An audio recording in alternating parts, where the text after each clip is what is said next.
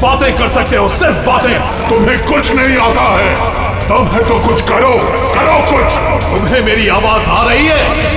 अगर मेरी आवाज आ रही है तो जैसा मैंने कहा है तुम्हें करना होगा। मार दो उसे, मेरा कहा मानो, और जो मैंने कहा है वो करो तुम। मार दो उसे। योर ऑनर, सारे गवाह और सबूत यही साबित कर रहे हैं कि खून प्रीतिका ने ही किए हैं। नहीं, जज साहब, ये सब झूठ है।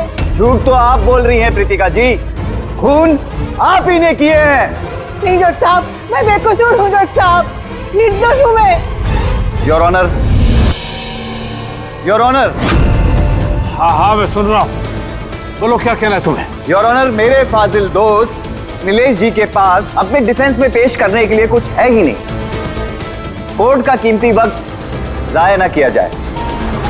योर ऑनर, कोर्ट का वक्त बेशक कीमती है, लेकिन उससे भी कहीं ज्यादा कीमती है एक बेकसूर इंसान की जिंदगी। मैं ये साबित कर दूंगा। मेरा कहा मानो, और जो मैंने कहा है वो करो। Order, order. फैसला सुनाने से पहले अदालत 2 घंटे के लिए स्थगित की जाती है। That's all.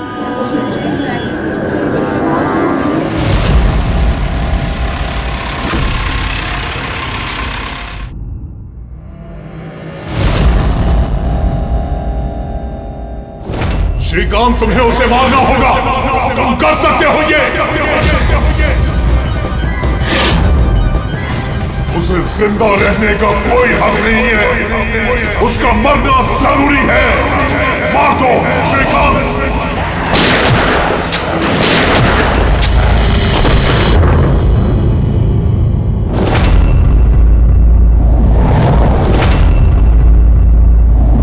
सर, इन लोगों का कहना है कि प्रीतिका यहाँ पर थी जब जज श्रीकांत यहाँ पर आए और उन्होंने उस पर गोली चलाई।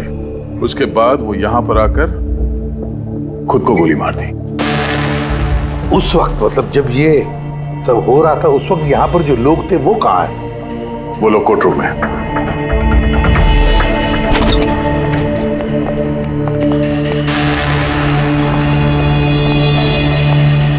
जरा डिटेल में बताइए क्या हुआ यहाँ पर।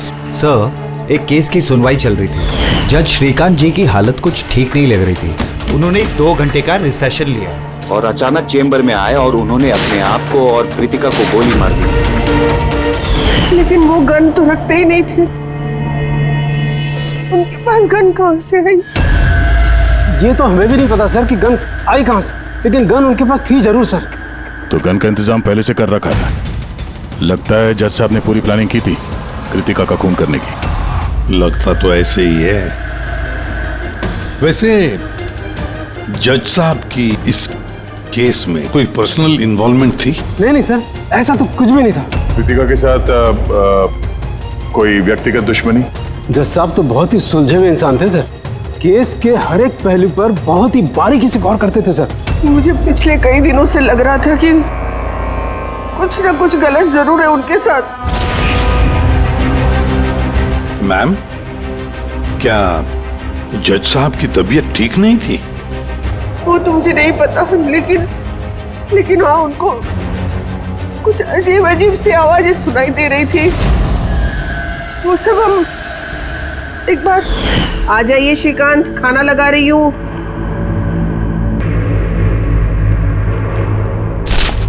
इन पड़ोसियों की जुबान पे लगा भी नहीं, जब देखो अनाप शनाप बकते रहते हैं। अरे क्या हुआ श्रीकांत, इतना क्यों चिढ़ रहे हो? पहले जाके इन पड़ोसियों का मुंह बंद करो, नहीं सुननी मुझे उनकी बकवास। कैसी बातें कर रहे हो श्रीकांत? पड़ोसी थे बेचारे, पिछले 1 महीने से लंदन गए हुए, और उनकी आवाज यहाँ तक कैसे आ सकती है?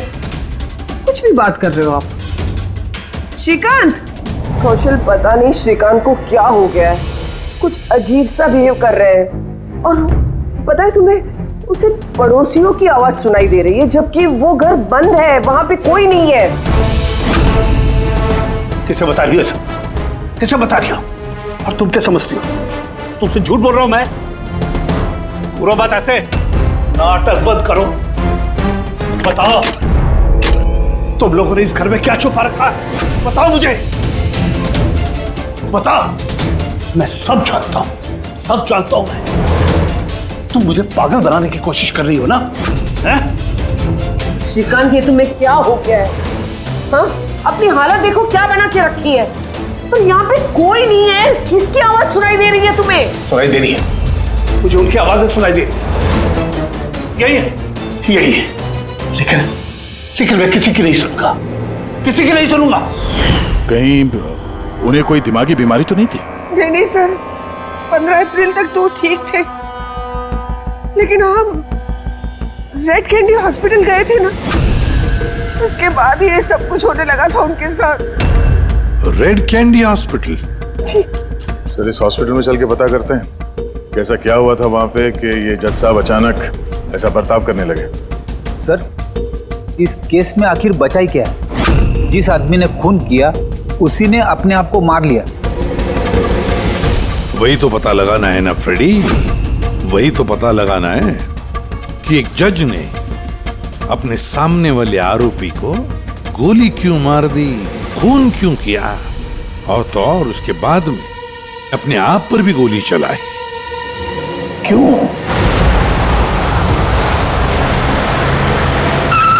सर, हॉस्पिटल अथॉरिटी ने बताया कि जज श्रीकांत यहाँ पे साइकियाट्रिक ट्रीटमेंट के लिए नहीं बल्कि डेंटिस्ट से मिलने के लिए आए थे। कौन है डेंटिस्ट? कौन है?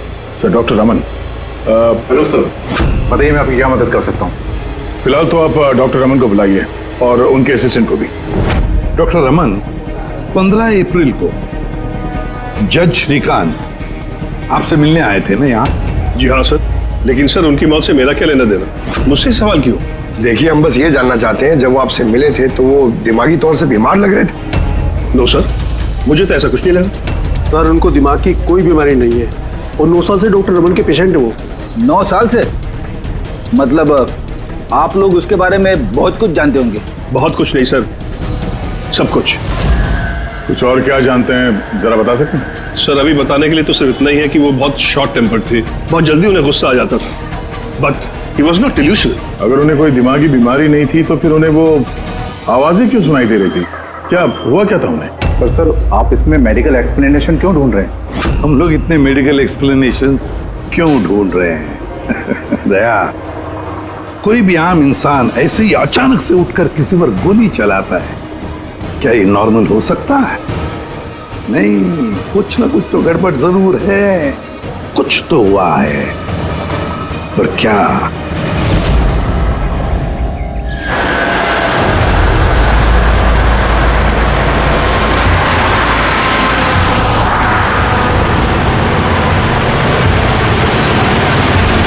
वीरेन, तुम बेकार की चिंता करते हो। धनंजय की सिक्योरिटी टीम हमारे साथ है, हम सुरक्षित पहुंच जाएंगे।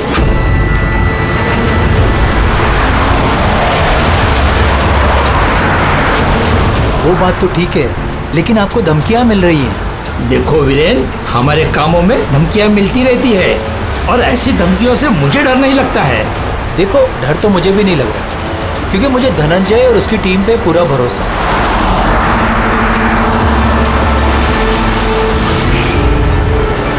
सर, हमने हॉल के 500 मीटर तक लोगों के जाने पर रोक लगा दी है और हर जगह सीसीटीवी से निगरानी की जा रही है।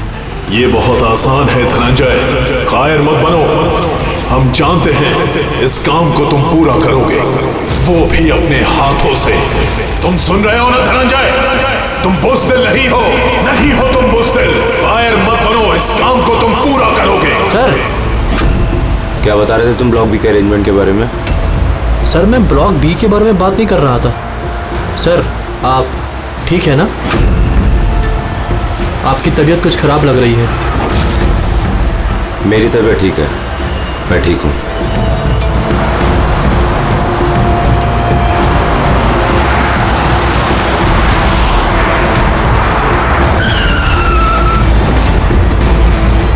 धनंजय, तुम्हें उसे मारना होगा। खत्म कर दो उसे, मार दो धनंजय, मार दो।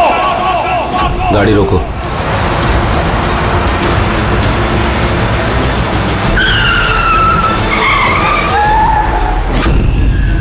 ये इसने गाड़ी क्यों रोक दी? सर, क्या हुआ? शाबाश धनंजय, अपना मिशन पूरा करो, मार दो उसे। याद रहे धनंजय, तुम कायम नहीं हो, तुम ये कर सकते हो। धनंजय यहाँ क्यों आ रहा है? मार दो धनंजय, से गोली मार दो, सोचो मत। मैं देखता हूँ। ओके। क्या बात है धनंजय, गाड़ी क्यों रुकवा दी? धनंजय मारो गोली।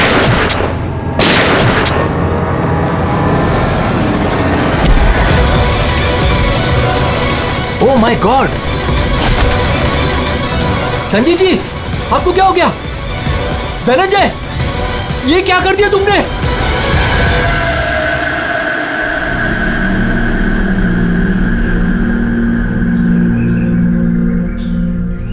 नेताजी के सिक्योरिटी का इंचार्ज वही था? जी सर, धनंजय जी वही इंचार्ज थे।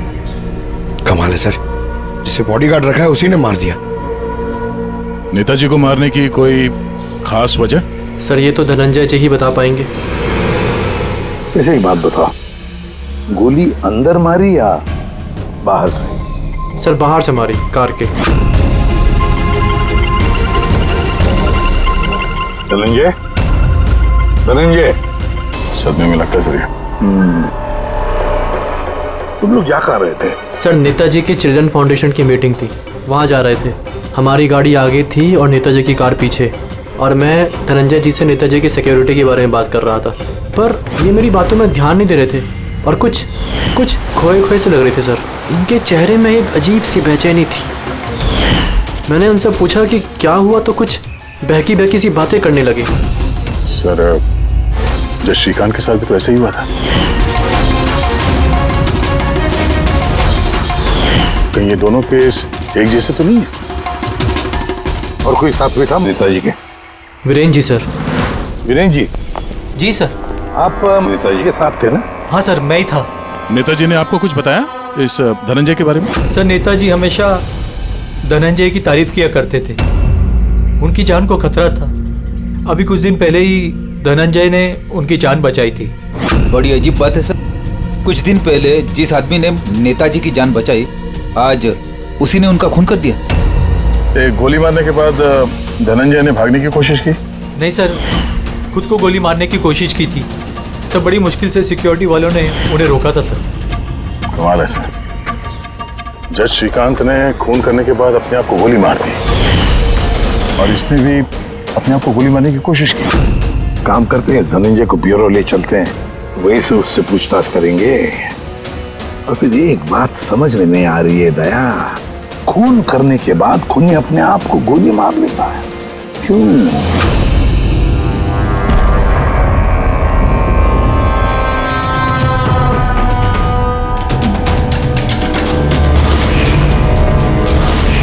बस डॉक्टर बीना ये क्रिमिनल साइकोलॉजी में रिसर्च कर रही है। हाँ, इन्हीं दोनों केस के बारे में बता दिया? Yes boss.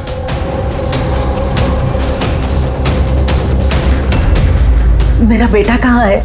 मुझे उससे मिलना है। श्री नेताजी के सिक्योरिटी इंचार्ज धनंजय की माँ। उसे यहाँ क्यों लाए हो? देखिए, आपके बेटे ने नेताजी का खून किया है। जी नहीं, मेरा बेटा किसी की हत्या नहीं कर सकता। वो तो खुद बीमार है, उसकी दिमागी हालत ठीक नहीं है। क्या बीमारी है आपके बेटे को? पिछले कुछ दिनों से उसे कुछ आवाजें सुनाई देती है।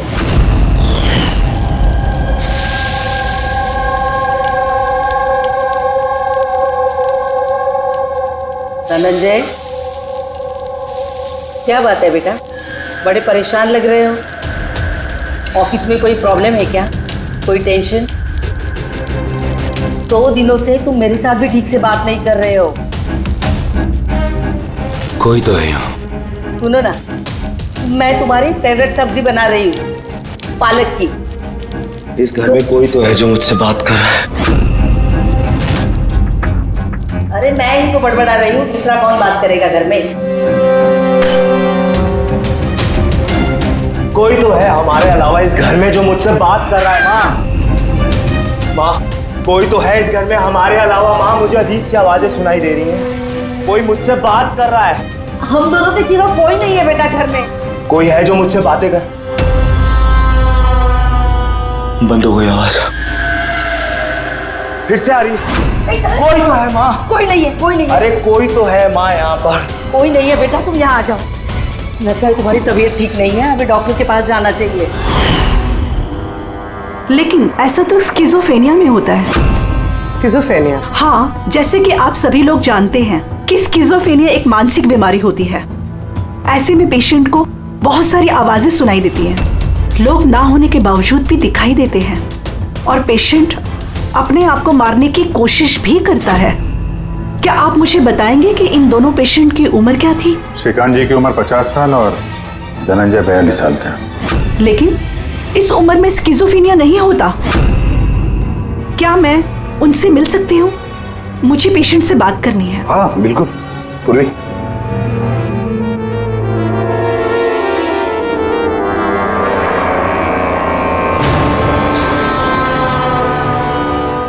धनंजय, तुमने संजीत को क्यों मारा? मैं कुछ पूछ रही हूँ। धनंजय, तुमने संजीत को क्यों मारा? मुझे कुछ आवाजें सुनाई दे रही थी जो मुझे उकसा रही थी। कह रही थी कि मैं बुज़दिल हूँ, कायर हूँ, मैं किसी का खून नहीं कर सकता। और उस आवाज ने मुझे इतना उकसाया कि मैंने खून कर दिया।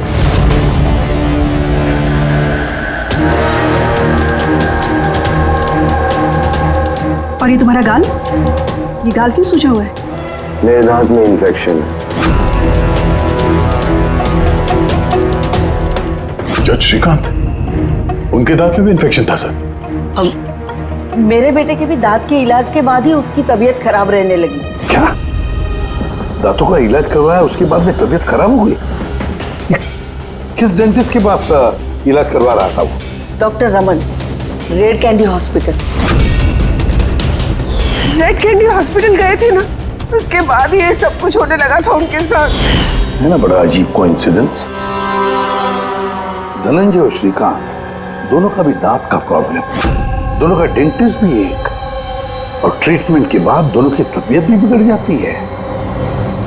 ये कैसा कोइंसिडेंस? गड़बड़ है, बहुत बड़ी गड़बड़ है। इस धनंजय और जज श्रीकांत के दांतों का एक्सरे निकलवाओ, पता तो चले सारा चक्कर है क्या।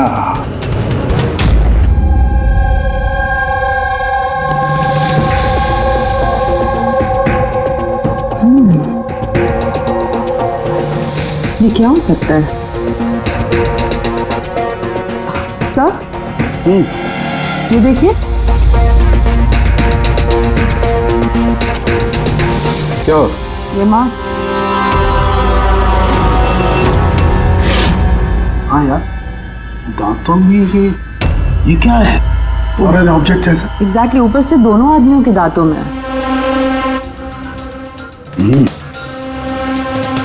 दोनों आदमियों के दांतों में कुछ फॉरेन बॉडी जैसा कुछ। क्या हो सकता? तारिका, एक काम करो, एसीपी साहब को फोन कर दो, उन्हें बोल दो कि केस की जड़ मिल गई है।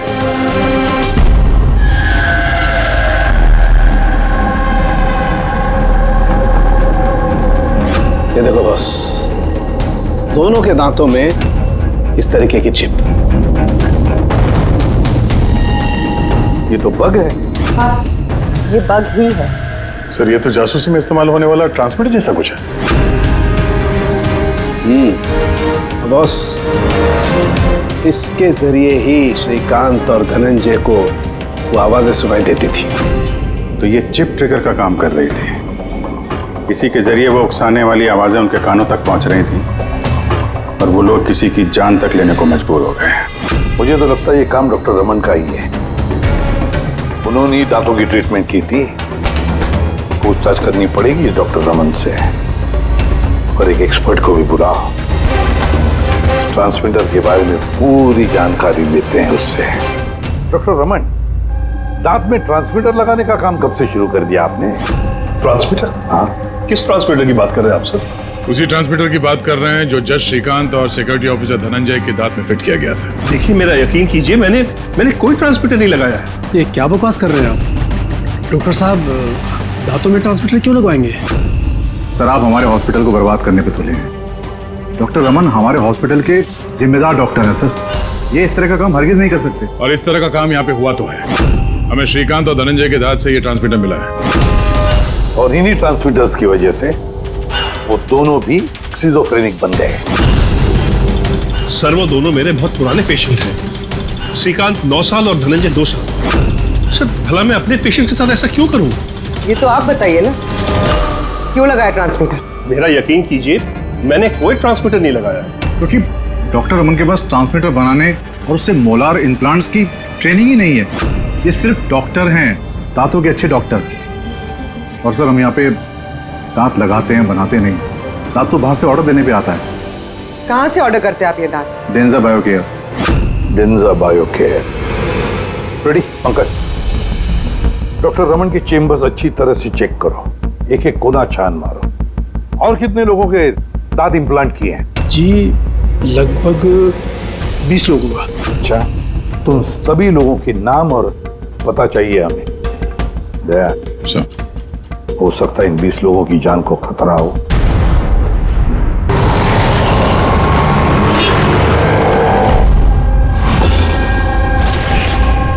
कुछ समझ में आ रहा है? हाँ सर, कुछ समझ में आ रहा है। यही कि ये ट्रांसमीटर जितना छोटा है उतना ही पावरफुल है। कितनी रेंज है इसकी? सर इसकी रेंज यही कोई 15 से 20 मीटर है। यानी अगर इस ट्रांसमीटर से किसी को कम्युनिकेट करना है तो उसे 15 से 20 मीटर के दायरे में रहना होगा। इसकी फ्रीक्वेंसी हम लोग ट्रैक कर सकते हैं? बिल्कुल ट्रैक कर सकते हैं, लेकिन उसके लिए हमें पहले ये जानना होगा कि ये ट्रांसमीटर कितने हर्ट्ज पे काम करता है। तो पता लगाओ कितने हर्ट्ज पे काम करता है ये, क्योंकि फ्रीक्वेंसी हमारे लिए बहुत जरूरी है। जहां पर ये फ्रीक्वेंसी एक्टिव होगी वहीं पर हमारा खोज ही होगा। ठीक है सर, आप थोड़ा सा वक्त दे दीजिए, मैं जल्दी पता लगाने की कोशिश करता हूँ। ठीक है। ये कहानी आके रुक जाती डॉक्टर रमन के नाम पर। सारा का सारा शब्द डॉक्टर रमन पे ही है। लेकिन सर वो अपने पुराने पेशेंट का खून क्यों करेगा? हाँ सर, हॉस्पिटल एडमिनिस्ट्रेटर बता रहा था कि ऐसा ट्रांसमीटर बनाने की काबिलियत डॉक्टर रमन में नहीं है। तो शक के घेरे में तो ये कविता और वीरेंद्र भी है। हो सकता है इनमें से किसी ने मारा। हो सकता है, बिल्कुल हो सकता है, लेकिन ये जो भी है वो 15 और 20 मीटर के दायरे में ही काम कर रहा है। जो 20 लोगों के बारे में क्या पता चला? नहीं सर, उनका आपस में कोई कनेक्शन नहीं है।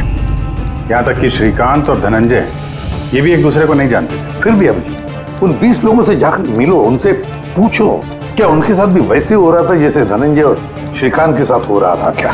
और एक बात, लॉर्ड चेंबर और चेंबूर, पता लगा वहां पर कितने सेलफोन एक्टिव थे उस खून के दौरान। और देख, उस दांत बनाने वाले कंपनी में जाकर पूछताछ करो, देखो कौन हो सकता है जो दांत में ट्रांसमीटर फिट कर सकता है।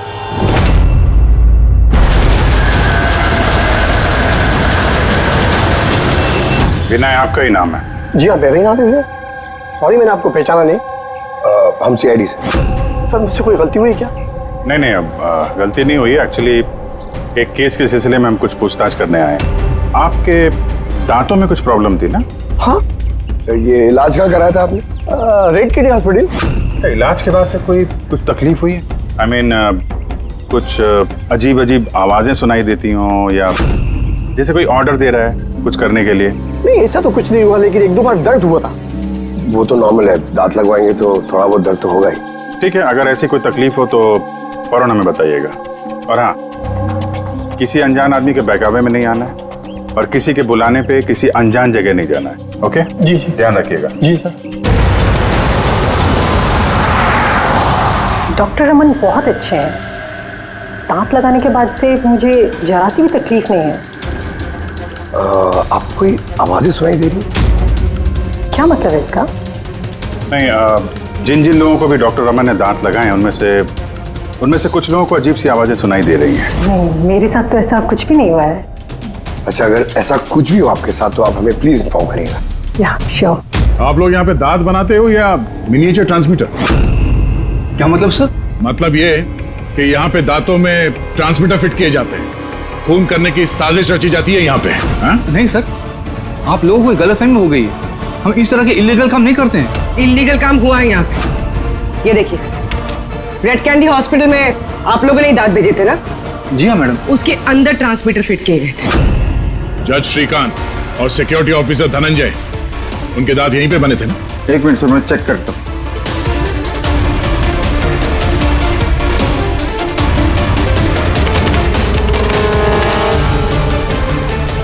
हाँ सर, दांत तो यही बने हैं, लेकिन अगर वो हमारी एम्प्लॉय रूपाली होती जिसने ये दांत बनाए हैं तो सच्चाई पता चल जाती। कहाँ है आपकी वो एम्प्लॉय रूपाली? वो तो कल रात गुजर गई। कैसे गुजर गई?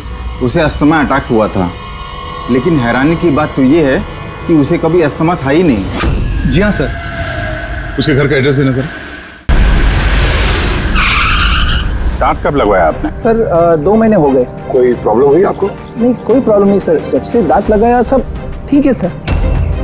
कुछ आवाजें सुनाई दे रही हो अजीब अजीब सी? नहीं सर, पर हुआ क्या सर? देखिए, रेड कैंडी हॉस्पिटल में जितने लोगों ने भी ट्रीटमेंट कराया उन्हें कुछ प्रॉब्लम्स हो रही हैं और उनमें से 2 जन की तो मौत भी हो चुकी है। सर मैं मरना नहीं चाहता सर। नहीं, आप घबराइए मत, ऐसा कुछ नहीं है। आपको कभी भी ऐसी कोई प्रॉब्लम हो कि कुछ अजीब अजीब सी आवाजें सुनाई दे रही हो, या फिर कोई ऐसा आदमी दिख रहा हो जो है नहीं, मतलब दूसरे बोल रहे हैं कि किससे बात कर रहे हो, तो अगर ऐसा कभी हो तो फौरन हमें कांटेक्ट करिएगा। और कितने लोग बचे पंकज? सर चेक करने के लिए और 5 लोग बचे हैं सर। 5 को भी जल्दी से जल्दी चेक करना होगा। क्या पता उस हत्यारे का अगला निशाना इन्हीं में से कोई हो। हाँ सर।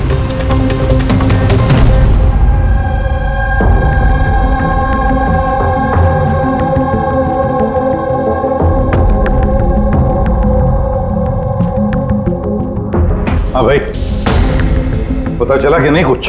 सर मैं ऑलमोस्ट पहुंच गया, बस थोड़ी सी देर और सर। सर, हाँ फ्रेंड, जज श्रीकांत और संजीत का संबंध है सर। अच्छा, कैसा संबंध है?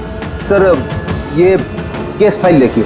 2009 में एक डॉक्टर रिसर्च कर रहे थे, लेकिन उसकी ग्रांट नेताजी संजीत ने कैंसिल कर दी। और इस डॉक्टर का प्रैक्टिस करने का लाइसेंस कैंसिल किया नेताजी संजीत ने, और उसे सजा सुनवाई जज श्रीकांत। नाम है डॉक्टर ललित। सर ये डॉक्टर ललित है कौन? पता लगाना पड़ेगा ये डॉक्टर ललित है कौन और किस बात पर रिसर्च कर रहा था। तो आपकी बेटी ने टूथ इम्प्लांट करवाया था? हाँ, अभी 2 दिन पहले ही कराया था इम्प्लांट रेड कैंडी हॉस्पिटल से। सर, जिस दिन से टूथ इम्प्लांट करवाया है अजीब अजीब बातें करती है और बहुत डरी हुई भी है। मॉम, क्या हुआ, कुछ चाहिए? कोई आया क्या घर में? कोई भी तो नहीं। नहीं मॉम, कोई तो है घर में। मैं हूँ, तुम हो, और पापा तो हांगकांग में है, और कोई आएगा तो बेल बजाएगा ना। बेल भी तो नहीं बजी है। पता नहीं मॉम क्या हो रहा है, जब से सोकर उठी हूँ ऐसा लग रहा है कि घर में कोई है और मेरे बारे में अजीब अजीब सी बातें कर रहे हैं मुझसे। समझ में नहीं आ रहा है। मेरी तबीयत तो ठीक है। कोई सपना देखा क्या? नहीं मॉम, कोई सपना नहीं देखा। लगता है मेरे कान बज रहे हैं। मॉम प्लीज एक काम करो, मुझे एक कप चाय दे दो मेरे रूम में, मेरा सर घूम रहा है।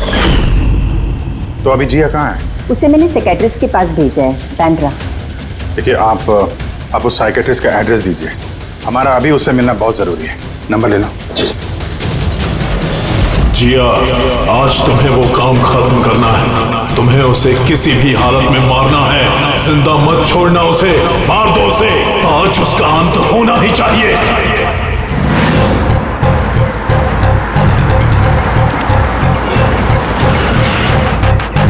कहाँ जाएंगे मैडम? जेके मार्केट। उसे कहो तुम्हें जेके मार्केट जाना है। मैंने कहा मैडम कहाँ जाएंगे? जेके मार्केट। जी बैठिए।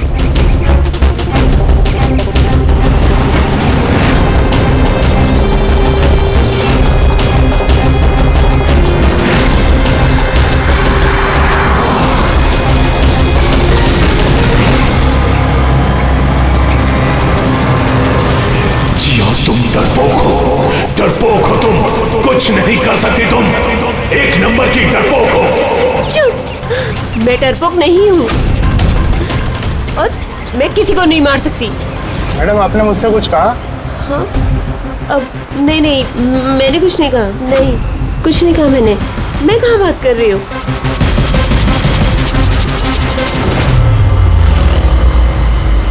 जिया, तुम्हें उसे मारना होगा। तुम उसे जिंदा नहीं छोड़ सकती, तुम्हें उसे मारना होगा जिया, मारना होगा तुम्हें। नहीं, मैं किसी का खून नहीं करूंगी। किसी का भी नहीं। अरे भैया, गाड़ी क्यों रोक दी?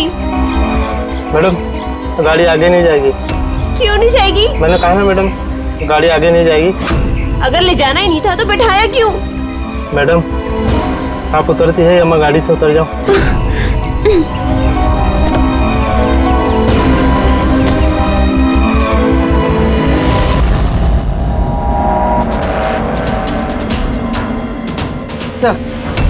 सर, वॉचमैन और पड़ोसी बता रहे थे कि रूपाली यहाँ 3 महीने पहले ही शिफ्ट हुई थी और अकेली रहती। फिर चेक करते हैं अच्छी तरह से।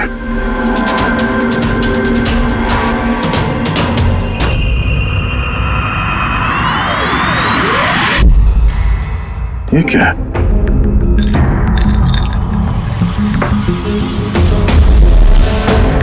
इतने सारे एयर ट्रांसमिटर्स।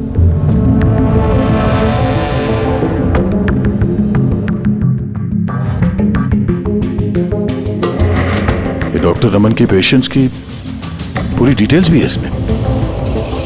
ये देखो।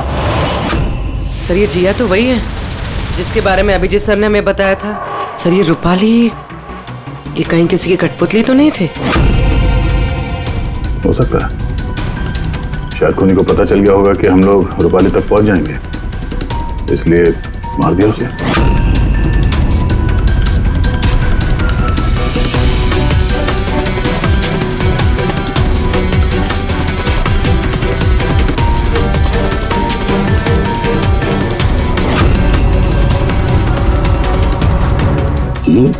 ये नेताजी, संजीत, वीरेन और जिया, इन तीनों के चेहरे पे रेड सर्कल। नेताजी के चेहरे पे क्रॉस मारा हुआ। नेताजी तो मारे गए, अब बचे ये वीरेन और ये जिया। मतलब अगला नंबर इनका है।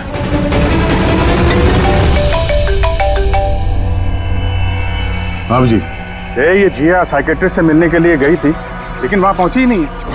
अच्छा, हमें यहाँ रूपाली के घर में एक तस्वीर मिली है जिसमें नेताजी, संजीत, वीरेन और जिया है।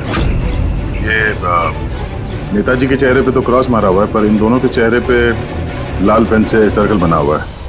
कहीं ऐसा तो नहीं कि ये जिया वीरेन को मारने के लिए गई है? एक काम करो, तुम वीरेन को अलर्ट करो, पता करो वो कहाँ है। तब तक मैं जिया की लोकेशन ट्रैक करता हूँ और हम लोग मिलते हैं। ओके? या चलिए, सर वीरेन को फोन लगाना।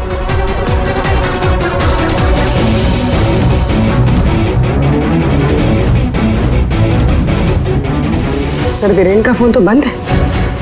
सर मिल गया। हाँ सर, ये ट्रांसमीटर 1.8 मेगाहर्ट्ज से 2 मेगाहर्ट्ज के बीच में काम करता है। ग्रेट। 1.8 मेगाहर्ट्ज से 2 मेगाहर्ट्ज पर। हाँ सर। दया, मेरी बात ध्यान से सुन लो। हाँ, पहले तो फ्रेडी ने कमाल कर दिया है। हाँ, रिसर्च करके ऐसा नाम निकाला है जिसका कनेक्शन इस नेताजी संजीत और जज श्रीकांत के साथ है। उस आदमी का नाम है डॉक्टर ललित। हाँ, डॉक्टर ललित। यस, मुझे तो ये डॉक्टर ललित ही बहुत गड़बड़ लग रहा है दया। मुझे तो उसी पे शक होने लगा है, क्योंकि डॉक्टर ललित का कुछ साल पहले इस नेताजी संजीत ने प्रैक्टिस करने का लाइसेंस कैंसिल कर दिया था, और फिर इस डॉक्टर ललित को जज श्रीकांत ने सजा सुनवाई। और हुआ क्या? पहले खून हुआ जज श्रीकांत का, और फिर उसके बाद में नेताजी संजीत मारा गया। ये खून कौन कर सकता है? ये डॉक्टर ललित ही कर सकता है। उसी का कनेक्शन है इन दोनों के साथ। बस अब डॉक्टर ललित जिस फ्रीक्वेंसी पर ऑपरेट करता है वो फ्रीक्वेंसी भी पता चल गई। हाँ, टेक्नो एक्सपर्ट ने ये बता दिया है, 1.8 मेगाहर्ट्ज से लेके 2 मेगाहर्ट्ज तक। बस अब इस फ्रीक्वेंसी पर हम टैप करेंगे डॉक्टर ललित को। पता चलेगा ये डॉक्टर ललित किस किस से बात करता है और क्या बात ही करता है। और दया, ये रेडियो फ्रीक्वेंसी 1.8 मेगाहर्ट्ज से 2 मेगाहर्ट्ज हमारे सारे पुलिस स्टेशन और रेडियो लाइन्स को बता दो। अब देखते हैं कब तक भागता है ये डॉक्टर ललित।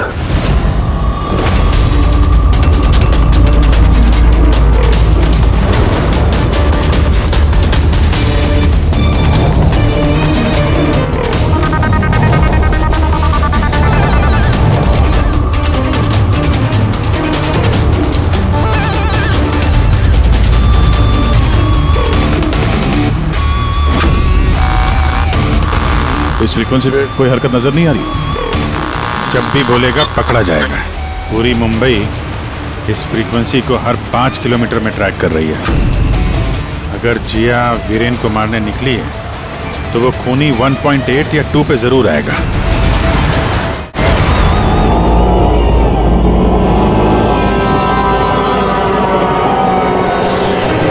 जाओ जिया, अपने काम को अंजाम दो। ये कौन हो सकता है जो संजीत के खूनी के बारे में मुझे बताने के लिए यहाँ बुलाया है? जिया, उसे मारना होगा तुम्हें। उसे जिंदा रहने का कोई हक नहीं है।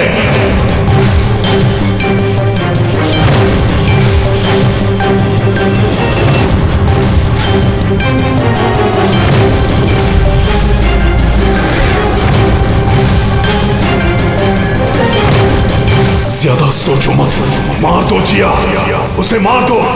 उसे जिंदा रहने का कोई हक नहीं है। उसकी तरफ देखो, पहचानो उसे, वो तुम्हारे सामने है। Kill him। उसे जिंदा रहने का कोई हक नहीं। उसी की आवाज है, फ्रीक्वेंसी लोकेट करो।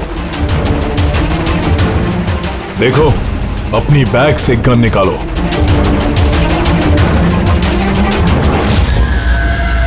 जिया, तुम कायर नहीं हो। Shoot him, shoot him. Location क्या बता रहा है? सर, जेडी मार्केट मरोल दिखा रहा है।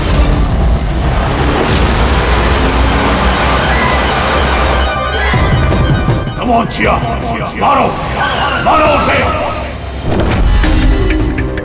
सर, ये क्या हो रहा है? ये मुझे क्यों मारना चाहती थी? किसी ने मुझे फोन करके बुलाया कि संजीत की खूनी के बारे में बताने वाली थी। घबराइए नहीं, ये सब एक प्लान था। आप अभी सेफ हैं, आप जा सकते हैं। Okay sir, thank you. तो खूनी यहीं कहीं होगा। भीड़ में मिक्सअप हो गया है। सिग्नल यहीं है, देखते हैं।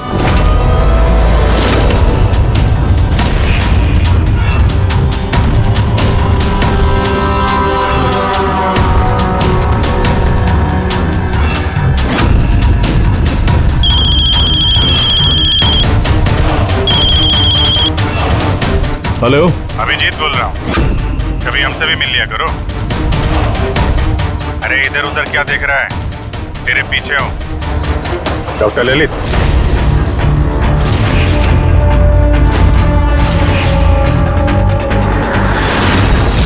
हॉस्पिटल के एडमिनिस्ट्रेटर पवन। मुजरिम चाहे कितने भी नाम बदल ले, चाहे कितने भी भेस बदल ले, एक ना एक दिन शिकंजे में फंस ही जाता है। क्यों? चलो।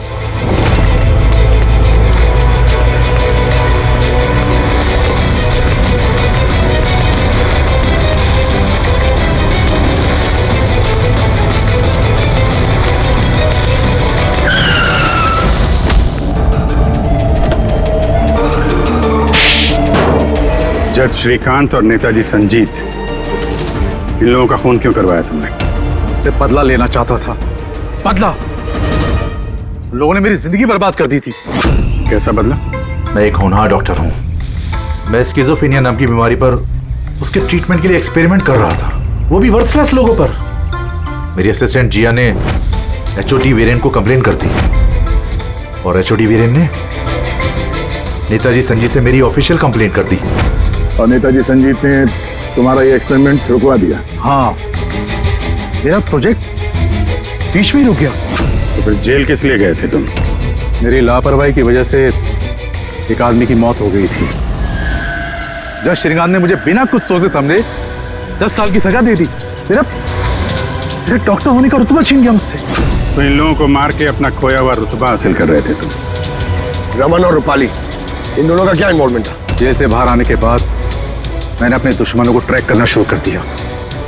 मैं उनके अंदर एक डिवाइस फिट करना चाहता था जिससे उनको कुछ पता ना लगे। डॉक्टर रमन और रूपाली मेरी इसमें मदद कर रहे थे। उन लोगों ने कैसी मदद की? जब श्रीकांत और जिया को दांतों में प्रॉब्लम थी, वो अपने चेकअप के लिए डॉक्टर रमन के क्लिनिक पे जाते थे। नेताजी संजीत के दांतों में कोई प्रॉब्लम नहीं थी, बल्कि उनके बॉडीगार्ड धनंजय को दांतों में प्रॉब्लम थी। मैंने उसे फ्री डेंटल चेकअप का लालच दिया और डॉक्टर रमन के क्लिनिक पे भेज दिया। डॉक्टर रमन ने उन्हें नया दांत लगाने की सलाह दी और मेरे कहने पे रूपाली ने उनके दांतों में डिवाइस फिट कर दिया। और रूपाली सब करने के लिए मान गई? हाँ। क्योंकि मैं रूपाली से प्यार करता था। हम दोनों ने मिलकर एक डेंटल क्लिनिक खोला था। रूपाली इस काम में मेरी मदद कर रही थी। तो फिर उसका खून क्यों किया तुमने? क्योंकि जब श्रीकांत और नेताजी के मरने से आप उस तक पहुंच जाते और वो मेरा नाम ले देती, इसलिए मैंने उसे हमेशा हमेशा के लिए चुप करा दिया। फिर बदला लेने के लिए क्या कुछ नहीं किया तुमने? इतनी सफाई से खून किए पर फायदा क्या हुआ? आखिर में पकड़े गए ना? मेरा मिशन किसी को मारना नहीं था सर, मैं बस अपने आप को जीनियस साबित करना चाहता था। मैं चलते फिरते इंसानों को हथियार बना सकता था। अगर यही दिमाग किसी अच्छे काम में लगाते तो आज मुजरिम नहीं बनते और जिंदगी भर जेल की सलाखों के पीछे सड़ते नहीं।